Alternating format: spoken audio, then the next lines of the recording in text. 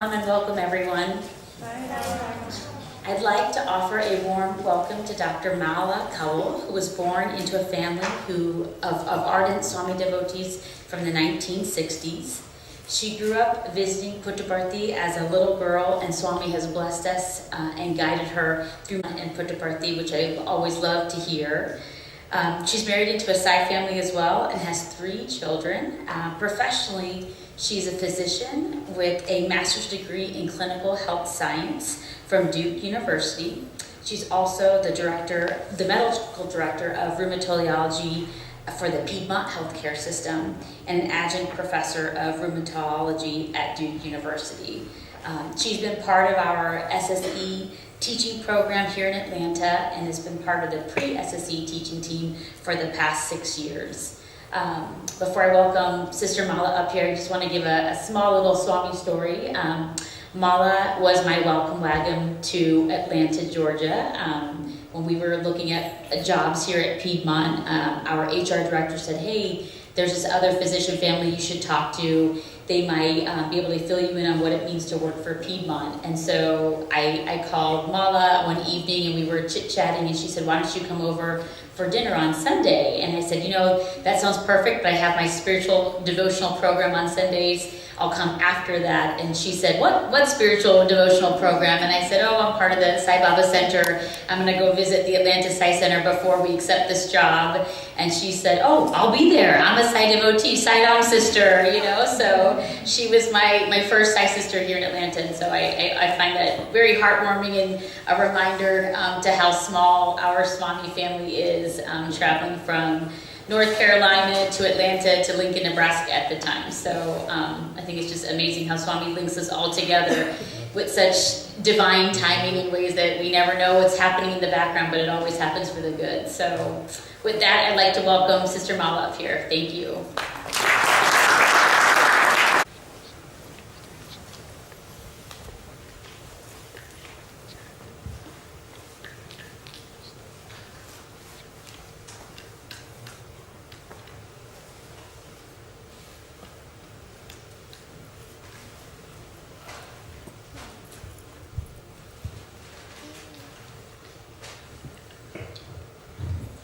My humble pranams at the divine lotus feet of our beloved Saima, respected elders, brothers and sisters, and our lovely children, Jai Sai Ram.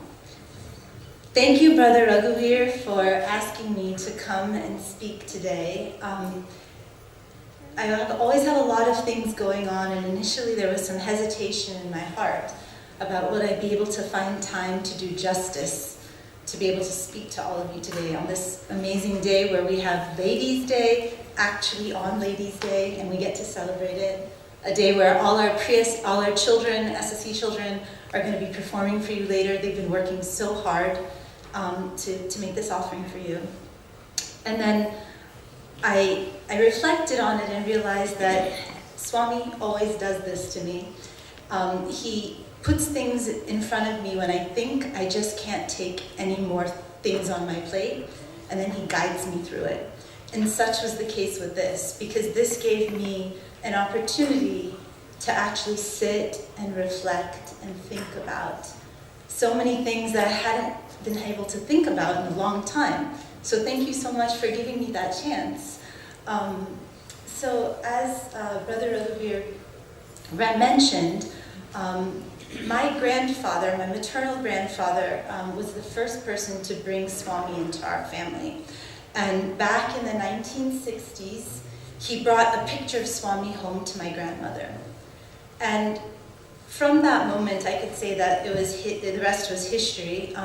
My mother's older sister, very shortly after, left everything actually and went to Uti, and was one of Swami's first teachers in his school in Uti. And when Swami moved to Puttaparthi, she became the headmistress of the elementary school there. And the reason that becomes important is because I was born and raised here. And just like many of our SSE children, I grew up here, and we would go back to India during the summers to visit family, and going to Puttaparthi was going to visit my Masi, my mother's sister, and along with it came a lot of different things. I got to spend time in Puttaparthi and spend a lot of time in Swami's presence. And although I was never a student in Swami's school, and we have members of our center who have been students in Swami's school, I got to, during the summers, just get a little taste of what it was to be one of Swami's students. And I don't know if our children here know, but the school in Puttaparthi is a boarding school. So unlike the school that you guys go to, where your parents drop you off in the morning and pick you up at the end of the day, in Swami school, your parents drop you off at the beginning of the school year and only pick you up when it's holidays. So you live at the school.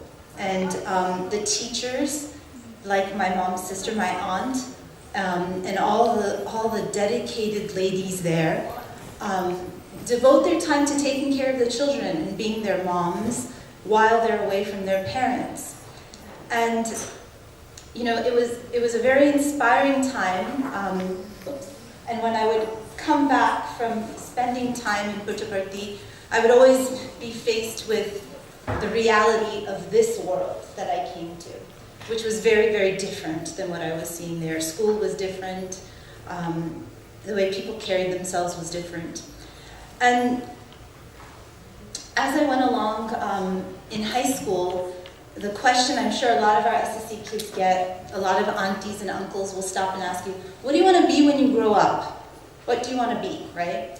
And for me, that question was, it mostly wasn't a question actually. My grandfather, the same grandfather who brought Swami to our family, was insistent that I, as his eldest granddaughter, was going to be a doctor.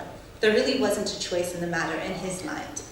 And my father, who is a physician, he never pushed me. He kind of, was letting me kind of decide what I wanted.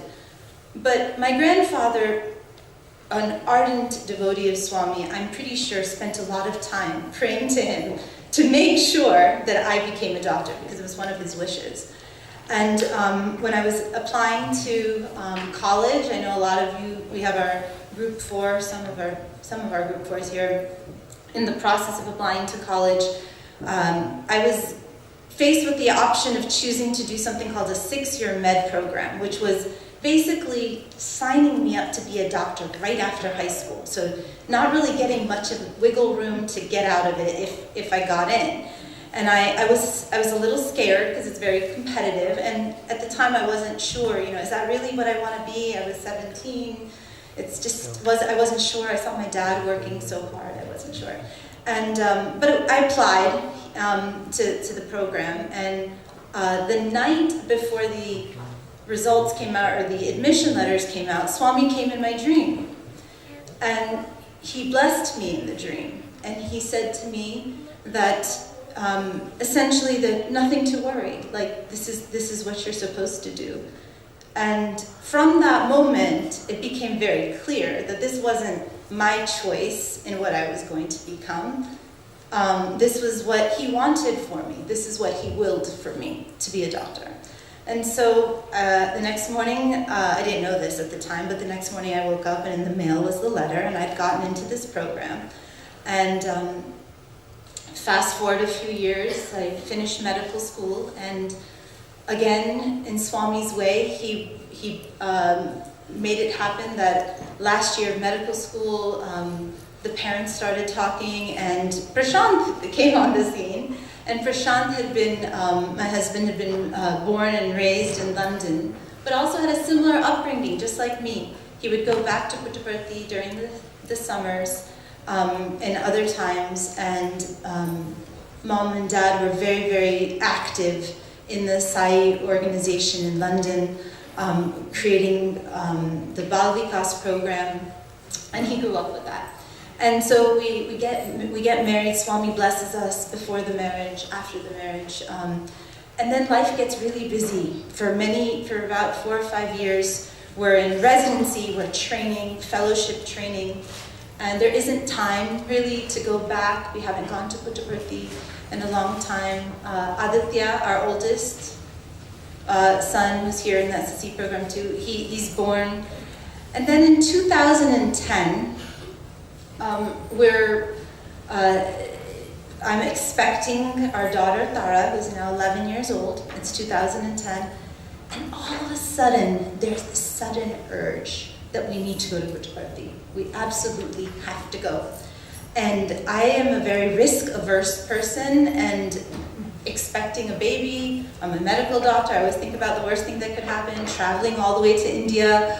But somehow all of those thoughts went to the side, and it was very clear to both Prashant and I that we had to go to India.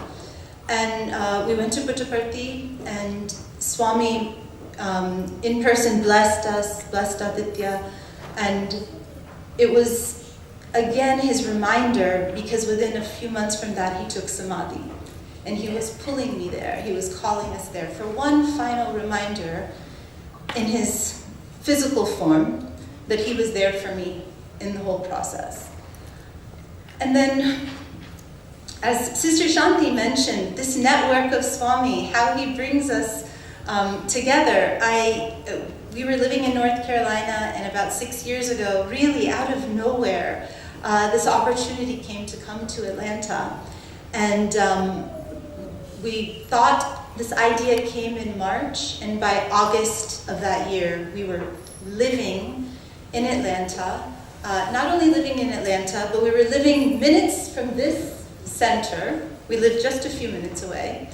And within a month of that, after still trying to settle 3 children in 3 schools, 2 new jobs, new home, new city, I was approached, oh, won't you join our pre-SSC teaching? I had never taught pre-SSC, or SSC at all. I had gone to Bal Vikas. Brother Tarun, who's not here today, he was actually my Bal Vikas teacher in Miami.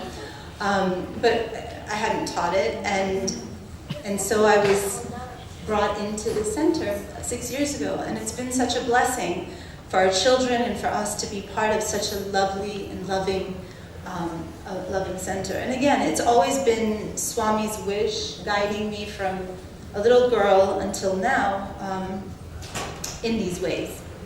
So now, with that little bit of background, I want to move on to the talk, which is nurturing shakti. Can any of the children here tell me, what does the word shakti mean? Shakti, does anybody know? Go ahead. Is it what? Brave. Brave? That maybe not exactly the definition I'm looking for. Yes. Strength. Close. Boys, yes. Prajval. Life. Life. Okay, that's another. Anyone else want to give any? Yes. Courage. Okay. Good. These are all. Yes. Power. Yeah, that was the one I was looking for.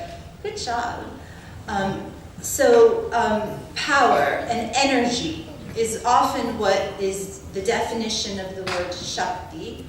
But it's not just any kind of power. It's not electricity that comes through there. It's not muscles like Superman. Shakti has a slightly different meaning in that Shakti is referring to the feminine aspect, the female aspect of energy. And so now I have another question for the children and the adults. So who has Shakti in them? Who do you think has Shakti in them? Anybody wanna? All of us? Is that what someone said? Right, exactly. So even though I just told you that Shakti was a feminine energy, each and every one of us, all of the boys, all of the girls, brothers and sisters, all of us have the feminine Shakti in us, as we do have the masculine powers of Shiv. And Swami, the embodiment of Shiv Shakti, is the prime example and the prime example of how to balance both of those energies in one person. And so, and for those of you who've seen Swami in his physical form, He could be in one moment talking to the men on the veranda in a certain way, and then in the next moment coddling and loving a young child who was sitting from the school in the front there during darshan. And he was able to have both of those qualities equally balanced. And so when we talk about shakti and nurturing shakti, what I have found growing up in the West, and I know for some of the younger adults and the children here, you might look at Western society and look at the women in the Western society and say, maybe they're more emancipated, or maybe they're more free in their ways, and maybe they're even getting more respect. Maybe they're in positions like as a CEO or in a business or doing something like that. But we also see in the West that women are also being objectified in social media, and very much an emphasis on the superficial aspects of a woman. Maybe the way how she looks or how she talks, things like that. And you'll often also see, and I've seen this in the field of medicine, as a doctor, medicine when I started was predominantly a male-dominated field. Recently, it's become more female-dominated, with over 50% of medical school classes nowadays being women. But at the time, you would see women really trying to act like men, like trying to somehow feel like that was how they have to keep up by changing who they were to try to keep up with the way that the world was, the society was showing them to be. And yet, this was in stark contrast to what Swami tells us that women need to do. And I'll quote from his Ladies' Day discourse in 1995, "From ancient times, the feminine aspect of the divine has been worshipped in various ways. The Vedas declare that where women are honored and esteemed, their divinity is present with all its potency. Unfortunately, today men consider it demeaning to honor women. I might say that even women sometimes are demeaning, they think that women are not, to honor a woman is demeaning. This is utterly wrong. It is a sign of ignorance. A typical woman is described as Adi Shakti, the primal source of all energy, having a whole array of powers." So Swami is essentially telling us that even in ancient times, the feminine aspect was worshipped, was revered. And yet still, we as women and society is trying to look at women more as trying to be like men, and not sort of respecting and being proud of who their natural feminine qualities. And so the other thing that I often see is that women are not only trying to act like the men, but in even more recent times, trying to outdo them. And in this quote, Swami tells us that woman is not meant to surpass man, nor to be trampled underfoot. She should stand as his equal, not merely to nurse him, but also as his companion in his joys and sorrows in life. People call women weak. Do not believe it. Having all these strong points in your favor, intelligence, discipline, spiritual capacity, consciousness of others' excellences, and awareness of one's faults, eagerness to improve yourself, how can you be called weak? You are the leaders. The feminine is the foundation on which a peaceful and happy world is to be raised. When women are true and brave, kind and compassionate, virtuous and pious, the world can have an era of peace and joy. Swami is telling us that we are not here to just follow in the footsteps of men. He is telling us to recognize, he's telling society to recognize, that the feminine aspects of the woman are her strengths. He wants women to study, to go to school, but to do it in their own way, to do it with their feminine qualities, and to make sure to never change that. And we see that in the Sai organization, with him even establishing a Ladies' Day, really to empower women to feel proud of these divine given qualities. And when women don't recognize this as their strength, and when society fails to see women in this way, what we see are the downfalls in society. We see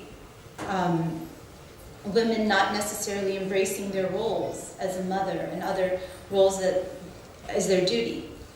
And so, but this can't be done alone with just women thinking this about themselves.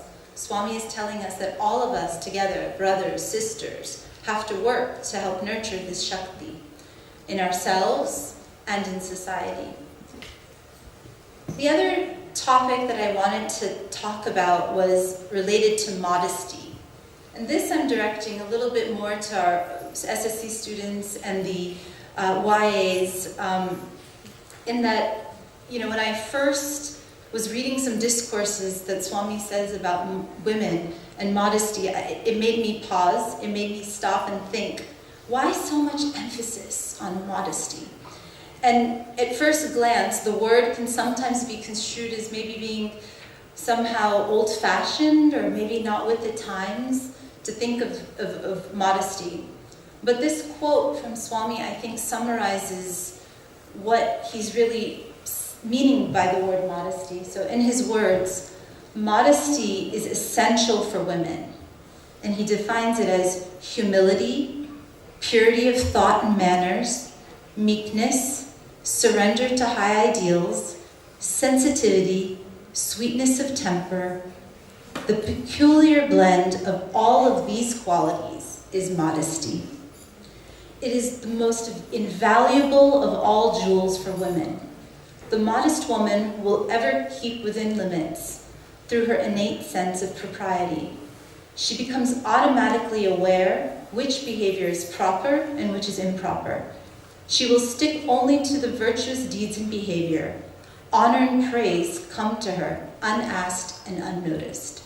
So Swami's telling us as ladies that we have so many important qualities as women that by nurturing modesty as women, and not just, in the way we dress, but in the way we carry ourselves.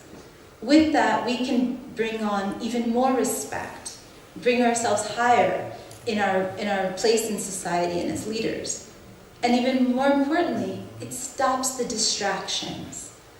In the Bhagavad Gita, it says that women are endowed with 7 qualities: beauty, patience, things like that, stuff that the men are not endowed with by the divine. And it's important. Swami's telling us, if you are to be the leaders, if you are the ones who are going to be changing society, then let's not have any distractions. Let's focus on the task at hand, and by being modest and carrying ourselves in a modest way, we're able to do that. And so, as he says, modesty and devotion to God are the real jewels for womankind. The feminine is the foundation on which a peaceful and happy world is to be raised. When women are true, brave, kind, and compassionate, the world can have an era of peace and joy. And finally, the last part of the messages that come to me from Swami is the importance of woman in the role of mother. For all my SSE children, this is a little pop quiz in the middle of the talk so that I make sure you're awake. Can any of you tell me if you know any bhajans that are dedicated to mother and ma? And how many can you name? Anyone want to try? Any bhajans that are dedicated to mother? Ma? Mother, Mother, oh mother, Sai Ma, yes? Mommy, Mom. Ma, yeah. Anyone else? Yes?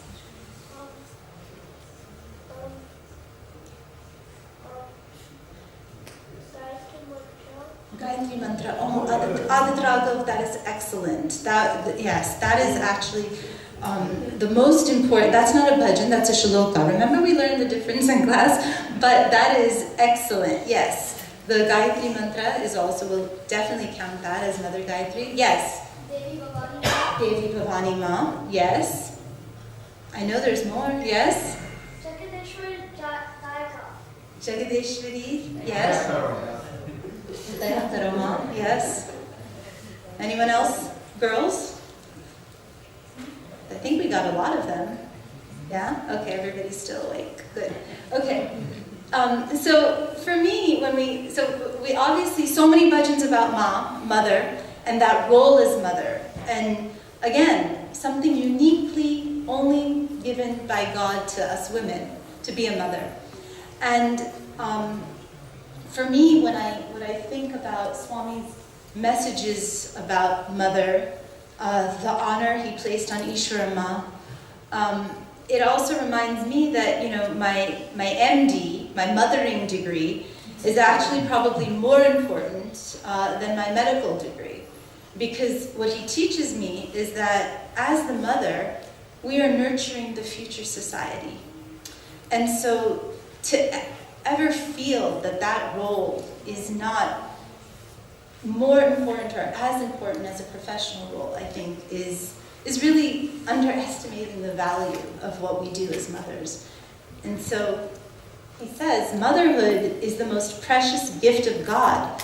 Mothers are the makers of a nation's fortune and misfortune, for they shape the sinews of its soul.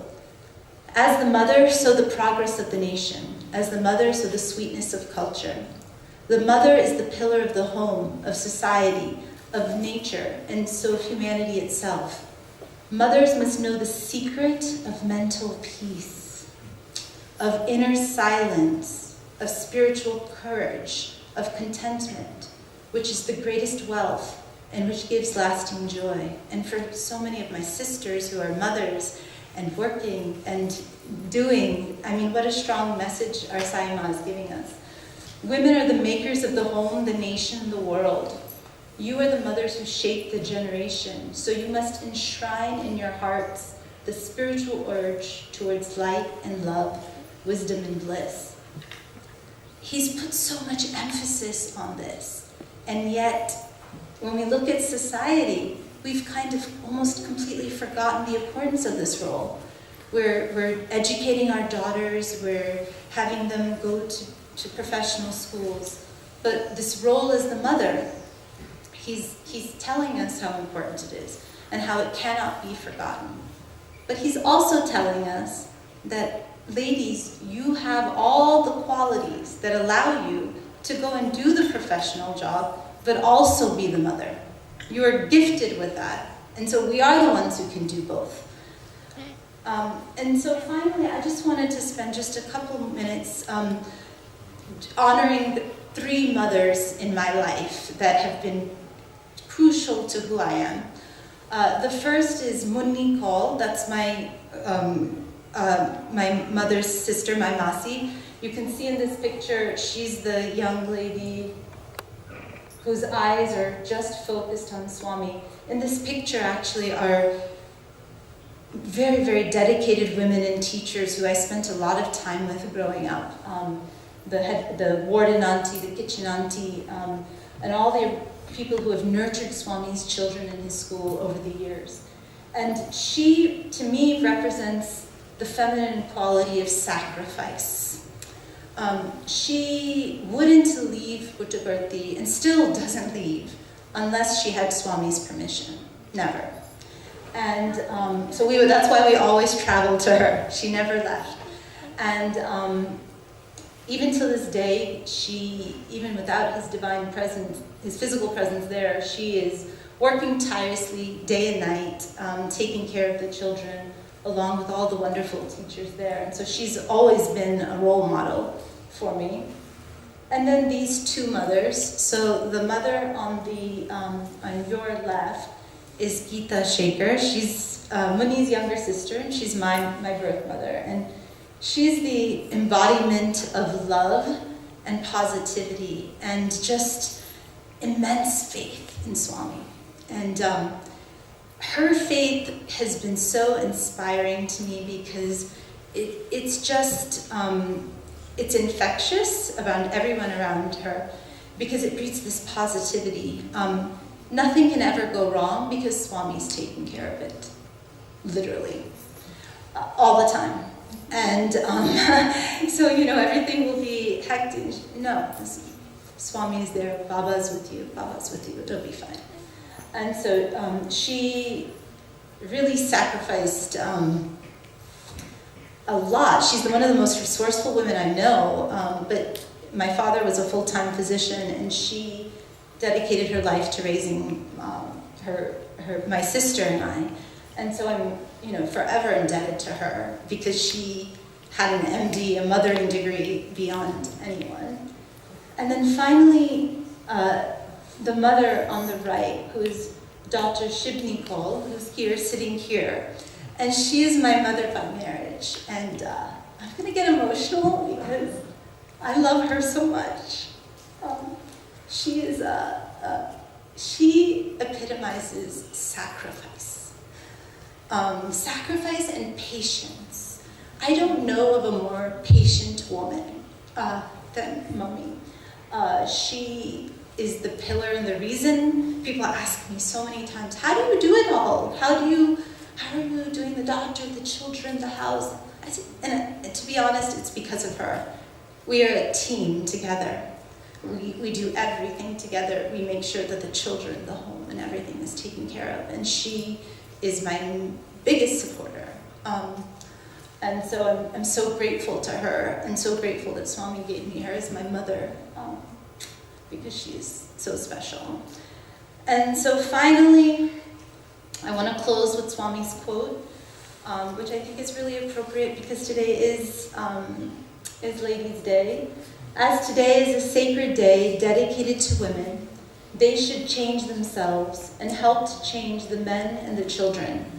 They should develop the qualities of sympathy, compassion, love, and sacrifice.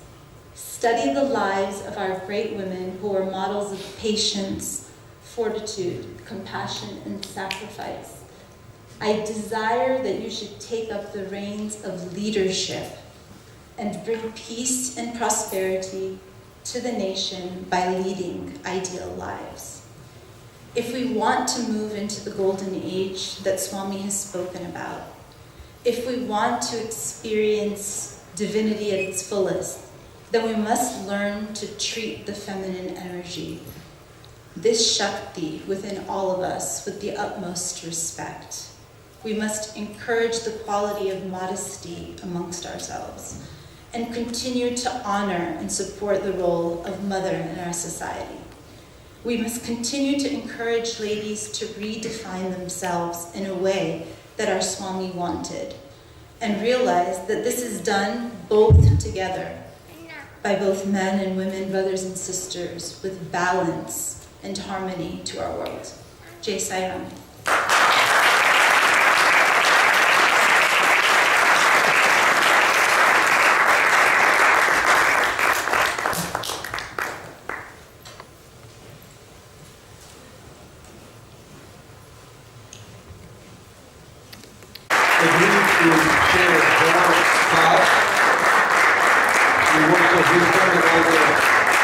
Children, young adults, and